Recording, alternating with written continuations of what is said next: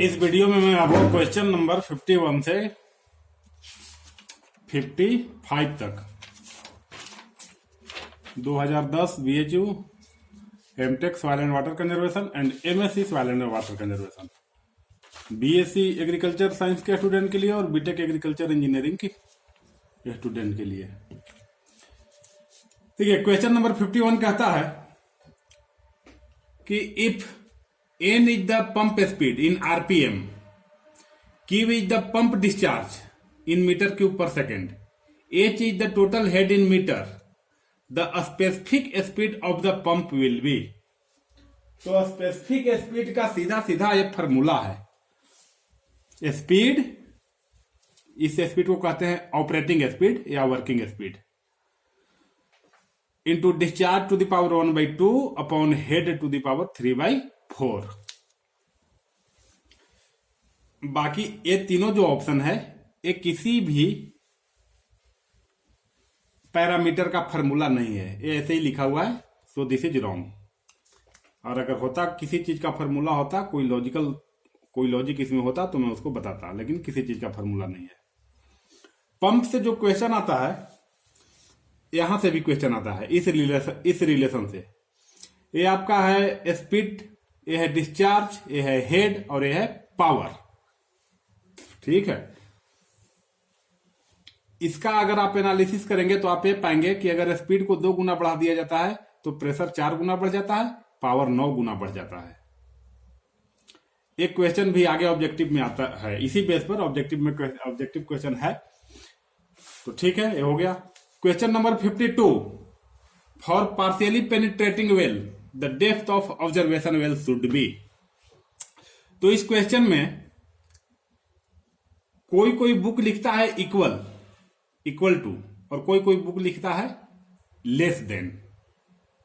तो इस पर अभी रिसर्च करने की जरूरत है कंफर्म करने के लिए। पार्शियली पेनिट्रेटिंग वेल का मतलब क्या होता है आपको पता है? पार्शियली पेनिट्रेटिंग वेल का मतलब ये होता है कि जो आपने वेल को बोर किया है ना, चाहे कन्फाइंड एक्यूफर हो चाहे अनकन्फाइंड एक्यूफर हो, पूरी तरह से एक्यूफर को पेनिट्रेट नहीं किया। पूरी तरह से एक्यूफर, मान लीजिए यह है ग्राउंड सरफेस, यह है नीचे वाटर लेवल। अगर कन्फाइंड एक्यूफर है तो ये भी इम्प्रीवियस होगा, इम्प्रीवियस, और ये भी इम्प्रीवियस। अगर कन्फाइंड है, सॉरी अनकन्फाइंड है, तो ये होगा, यहां पर जो लेयर होगा वो इम्प्रीवियस नहीं होगा और यहां वाला इम्प्रीवियस होगा। ठीक है, ये दोनों सेम होगा कन्फाइंड के केस में, कन्फाइंड के केस में, और अनकन्फाइंड के केस में यहां पर कोई लेयर नहीं होगा, नन इम्प्रीवियस लेयर होगा, नन इम्प्रीवियस और यहां पर इम्प्रीवियस। तो अगर वेल आप अगर इसमें डालते हैं, बोर करते हैं, अगर यहां तक आपने बोर किया, ठीक है, यहां तक टच नहीं करवाया तो इसको पार्शियल कहते हैं। इसके टेस्टिंग के लिए हम इसके बगल में ऑब्जर्वेशन वेल ड्रा करते हैं, ऑब्जर्वेशन वेल को बोर करते हैं। ठीक है, इधर कर दे चाहे इधर कर दे। तो यही कह रहा है कि इसके टेस्टिंग के कंडीशन में अगर पार्शियल पेनिट्रेटिंग वेल है तो इसका गहराई मान लीजिए यहां तक है, ठीक है, तो ये ऑब्जर्वेशन वेल का गहराई कहां तक होगा? इससे कम होगा, यहीं तक होगा कि ज्यादा होगा कि बराबर होगा? ठीक है, आगे नेक्स्ट क्वेश्चन नंबर 53 कहता है yearly sequence and special arrangement of crop and fallow in given area is referred as. तो पहला ऑप्शन है क्रॉपिंग इंटेंसिटी। क्रॉपिंग इंटेंसिटी समझ लीजिए क्या होता है, ये भी पूछ दिया जाता है। क्रॉपिंग इंटेंसिटी बराबर हो जाता है gross area, gross cultivated area बट्टा नेट कल्टीवेटेड एरिया गुने 100। क्रॉपिंग इंटेंसिटी का फॉर्मूला होता है। तो पहला ऑप्शन तो होगा नहीं इस क्वेश्चन का आंसर। दूसरा भी नहीं होगा। तीसरा क्रॉपिंग पैटर्न है, होगा। चौथा क्रॉपिंग मैनेजमेंट नहीं होगा। अब आपको सिंपल वे में हम बता दें कि सबसे पहले आता क्या है, क्रॉपिंग मैनेजमेंट। ये छोटा टर्म है इन तीनों के रिस्पेक्ट में, क्रॉपिंग सिस्टम, क्रॉपिंग पैटर्न और क्रॉपिंग अरेंजमेंट। अगर इन तीनों में हम तुलना करें तो cropping arrangement, sorry cropping arrangement छोटा टर्म है।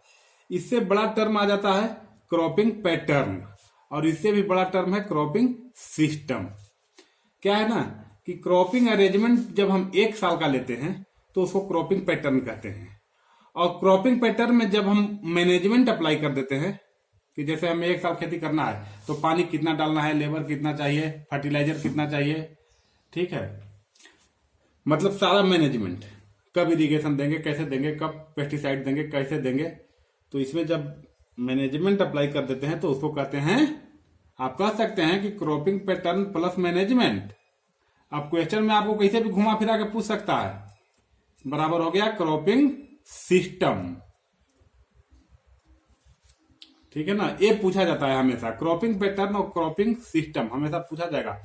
तो आप पढ़ते पढ़ते दुनिया भर के डिफिनेशन पढ़ेंगे, दिमाग खराब हो जाएगा, पता नहीं क्या कहेगा। क्लियर, सीधा सा बेसिक कंसेप्ट है कि जहां पर भी क्वेश्चन में मैनेजमेंट टर्म आ गया तो सिस्टम होगा, और मैनेजमेंट ना आकर के ईयरली आया तो पैटर्न होगा, और ईयरली भी नहीं आया और मैनेजमेंट भी नहीं आया तो क्रॉपिंग अरेंजमेंट हो जाएगा। ठीक है, बाकी इसमें लिखा हुआ भी है, हिंदी इंग्लिश में आप पढ़ सकते हैं। नेक्स्ट क्वेश्चन नंबर 54 कहता है कि field capacity and available soil moisture are referred as. तो देखिए बुक सीधा सीधा कहता है कि सेचुरेशन कैपेसिटी, उसके बाद फील्ड कैपेसिटी, उसके बाद परमानेंट विल्टिंग पॉइंट, उसके बाद अल्टीमेट विल्टिंग पॉइंट, और उसके बाद अवेलेबल मॉइस्चर। अवेलेबल मॉइस्चर यहां पर आना चाहिए था, देखिए सीक्वेंस से लिख देते हैं, सेचुरेशन कैपेसिटी, फील्ड कैपेसिटी, और फील्ड कैपेसिटी और परमानेंट विल्टिंग पॉइंट के बीच में अवेलेबल मॉइस्चर, उसके बाद परमानेंट विल्टिंग पॉइंट, उसके बाद अल्टीमेट विल्टिंग पॉइंट। ये जो स्टेज है ये मॉइस्चर का यहां से लेकर के यहां तक का रेंज है। यहां से मॉइस्चर बढ़ बढ़ करके 0% से लेकर मान लीजिए 100% तक आया तो नीचे अल्टीमेट होगा, फिर परमानेंट विल्टिंग पॉइंट होगा, फिर फील्ड कैपेसिटी होगा, और फील्ड कैपेसिटी और इसके बीच की बात को हम कहते हैं अवेलेबल मॉइस्चर। फिर ऊपर कहीं सेचुरेशन कैपेसिटी होगा, ये नहीं तो ये वाला जिसको मान लीजिए। तो ये जो सारे पैरामीटर जो फिक्स किए गए ना, कैसे अपन लोगों को फिक्स किया जाता है कि आप उसमें है upper poverty line, below poverty line, BPL में है, इतना रुपया से इतना का इनकम है तो आप इतना टैक्स देंगे, इतना से इतना का इनकम है तो इतना टैक्स देंगे, एक पैरामीटर फिक्स कर दिया गया बीच में। उसी तरह इसमें भी है। तो ये सारी चीजों को हम सॉइल मॉइस्चर कांस्टेंट कहते हैं। ऑप्शन नंबर, हाँ ऑप्शन नंबर यहाँ ये फर्स्ट सही होगा। ठीक है, सॉइल मॉइस्चर फिजिक्स क्या होता है? तो फिजिक्स जो आपने 11-12 में बच्चे पढ़े होंगे या फिर ग्रेजुएशन में भी पढ़े होंगे या बीटेक के दौरान, जो कैपिलरी एक्शन होता है आप पढ़े होंगे, कैपिलरी एक्शन, कैस्कीय नली, इसमें ऐसे फोर्स लगता था, इधर सरफेस टेंशन, इधर सरफेस टेंशन। तो सरफेस टेंशन का जो हम फार्मूला निकालते थे ये सब बेसिकली होता था एडहेशन और कोहेजन के कारण, एडहेशन और कोहेशन।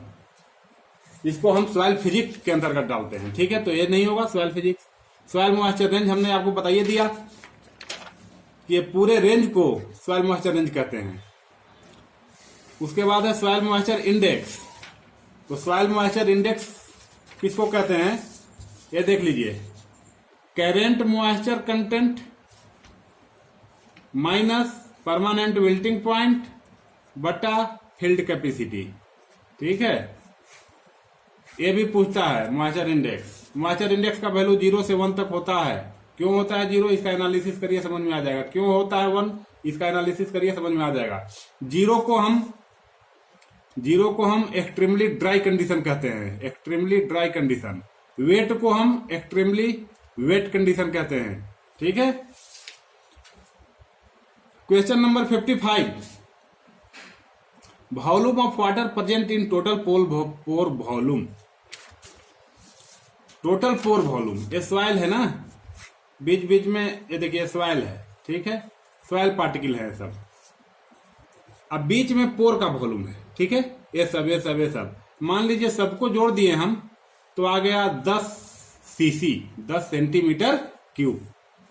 टोटल पोर वॉल्यूम क्या है? टोटल पोर का वॉल्यूम है, सिर्फ खाली जगह का, सॉइल का नहीं, सिर्फ खाली जगह का टोटल पोर वॉल्यूम। अब इसमें मान लीजिए कि 5 सेंटीमीटर क्यूब पानी से भरा हुआ है। यहां पर हल्का हल्का पानी है, पूरी पोर में नहीं है, हल्का हल्का है। 5 सेंटीमीटर वाटर का वॉल्यूम है, ठीक है। तो ये जो 5, 10 में से जो 5 हो गया, तो 5 तो खाली हो गया ना, तो इसी को कहते हैं पानी का वॉल्यूम, मतलब 5 सीसी बटा 10 सीसी अब गुने 100, तो 5 बटा 10 कट गया 2 बार में, और 2 से कट गया 50 बार में, 50%। इसको कहते हैं degree of saturation. Degree of saturation option number 3।